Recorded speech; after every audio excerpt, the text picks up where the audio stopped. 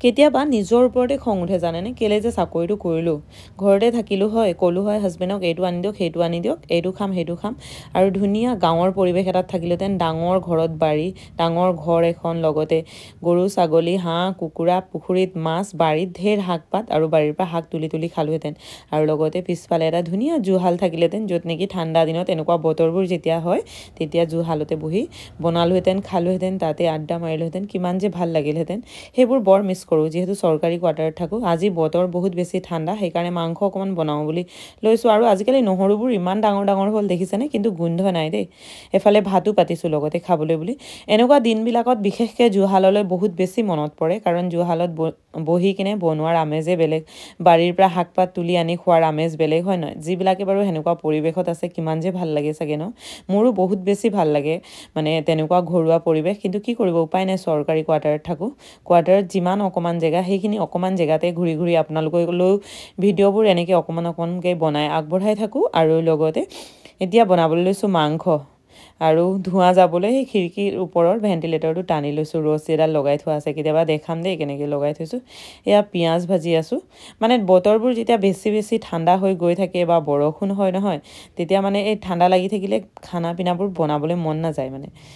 ফূৰ্তি নালাগে কিন্তু তথাপিও মাংস দেখি আৰু মনটো ভাল লাগিব বুলি বনাই আছোঁ আৰু ল'ৰায়ো বহুত ফূৰ্তি পায় মাংস থাকিলে মানে চাব দেই এতিয়া লৰাবলৈ আহিবই মানে মই যিমানেই যি নকৰোঁ সি এবাৰ হ'লেও আহি লৰাই থৈ যাবই মাংসকণ নহ'লে ক'ব যে মা ময়ে বনাওঁ দিয়াচোন সি বনাবলৈ নজনা নহয় জানে অলপ চলপ কিন্তু ভয় লাগে জানেনে হাত পুৰিব বা কিবা এটা হৈ যাব পৰীক্ষাও চলি থকাৰ সময় মানে তাৰো অভ্যাসলৈ পৰিণত হৈ গৈছে কাম কৰি কৰি সি কাম নকৰাকৈ থাকিব নোৱাৰা হৈছে আজিকালি আৰু প্ৰায় মাংস বনাই আছোঁ এইফালে ঢাকন দি দিলোঁ আৰু লগতে দেখিছেনে ধনিয়া মই গিলাচতে ৰুই থৈছোঁ আপোনালোকে চাগে যাৰ মাটি আছে বা বাৰী আছে গাঁৱত যিবিলাক মানুহে থাকে তেখেতসকলে ধুনীয়াকৈ খেতি কৰি খাই আছে আমি আকৌ গিলাচতে খেতি কৰিব লগা হয় কি কৰিব উপায় নাই ধনিয়াখিনিটো খাবলৈ মন যায় আকৌ তাকো ধনিয়াখিনিৰ একেবাৰেই গোন্ধ নাই আৰু আদা নহৰুখিনি এনেকৈ উতলি থাকোঁতে পানীও বহুত ওলাইছে দেই আৰু ব্ৰইলাৰ মাংসৰ পৰা তেলো ওলাইছে বাৰু মই বৰ বেছি তেল দিয়া নাছিলোঁ আৰু লগতে এয়া মাংসখিনিও বনাই মেলি হৈ গ'ল এতিয়া খোৱাৰহে উৎপাত লাগিছে ল'ৰাৰ বহুত বেছি উৎপাত হৈছে জলদি ভাতখিনি দিব লাগে কাৰণ মাংস বনাইছোঁ আৰু এইফালে কাঁহী দুখন সজাই ল'লোঁ আমাৰ মাক পুতেক দুটাৰ আৰু ৰাতিৰ ফ্ৰাই মাছ অকণমান আছিলে সেয়াই ভাঙি দিছোঁ গৰম কৰি দুইটালে অকণমান এতিয়া ভাতখিনি খাই লওঁ ভাতখিনি বিৰাট ফূৰ্তিৰে খাম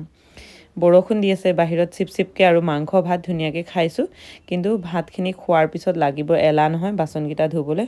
সোৱাদ লৈছোঁ প্ৰথমতে মাছখিনি খাইছোঁ মাংসখিনিও খাবলৈ বৰ সোৱাদ হৈছিলে মই মছলা বিশেষ আৰু একোৱেই দিয়া নাছিলোঁ সেয়া হালধি নিমখ আৰু ৰচুন আদা আৰু জলকীয়া খুন্দি কিনে দিছিলোঁ যে সেয়াই মাংস এয়া হাঁহি হাঁহি কৈ আছোঁ ল'ৰাক আৰু ভিডিঅ'ও বনাই আছিলোঁ বাৰু কৈছোঁ যে এতিয়া বাচন ধুবলৈহে মজা ওলাব খাওঁতেতো বহুত বেছি ভাল লাগিছে নহয়